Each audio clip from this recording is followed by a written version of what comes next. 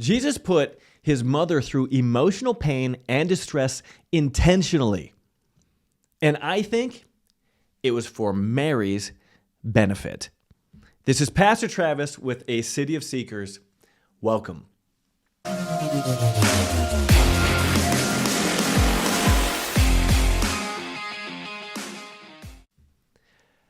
My daughters bought me this shirt. I absolutely love it. Even so, today's passage would scare me to death. Why? Why would Jesus put his parents through what he did in Luke chapter 2? As a parent, I read this passage and I thought to myself, Jesus was lucky to live past the age of 12. Luke 2:41 through 51. Jesus' parents went to Jerusalem every year. Every year. It's almost like Jesus would know what was expected of him. Every year for the feast of the Passover, when he was 12 years old, they went up according to custom. But when the feast was over, as they were returning home, the boy Jesus stayed behind in Jerusalem, and his parents did not know it. Dear goodness, man.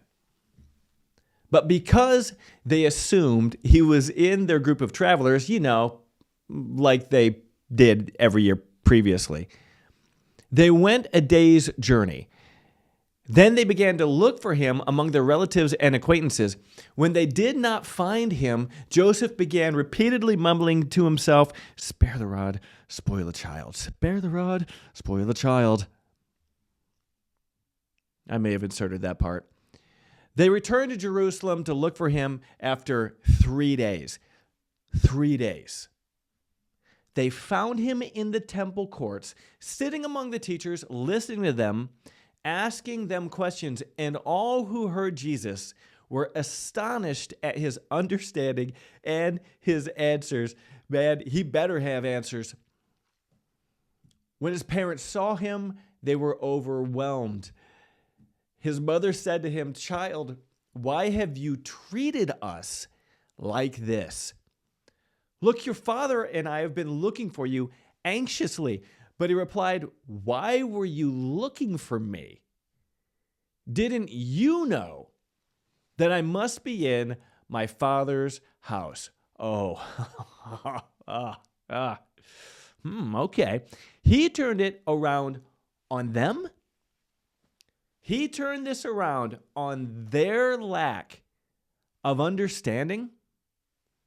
After 12 years of the same routine, Jesus breaks expectation, and they're to blame? This is where I would look at my kid and be like, "Oh, I will kill you. God better send another angel because we're traveling home alone now in the dark. There will be no witnesses."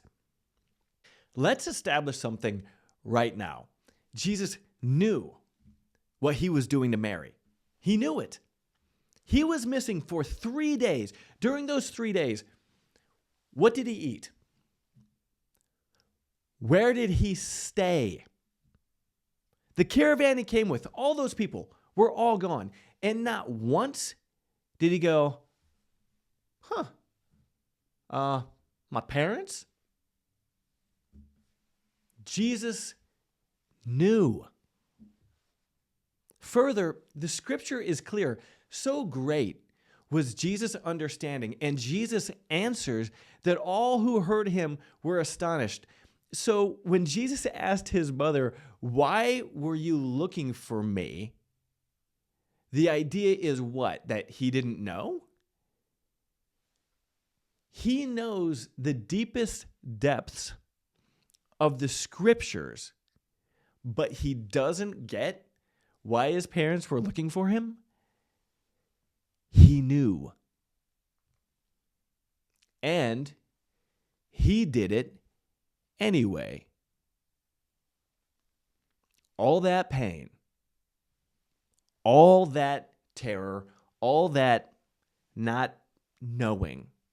He put Mary through all of that, and yet, the end result of this story, listen to this. The scripture simply says his parents did not understand the remark he made to them, But his mother treasured all of these things in her heart. Why would Mary treasure this experience? Of all the other experiences she could have treasured in her heart, why did she treasure this one? This experience of terror, this experience of not knowing. What value did this have for Mary that she would learn to treasure it? Neuroscientists have identified a fascinating understanding of the brain that Christians really need to note. Every memory that we have is tied to a correlating emotion. The stronger the emotion tied to a memory, the more priority that memory gets in our minds.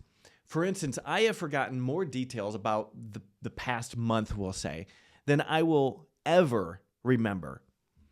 Of the limitless numbers of details that I could take note of, almost all of them just disappear in the sands of time from my mind because there is no real emotion tied to them. What I ate for breakfast even 2 days ago, I'll forget.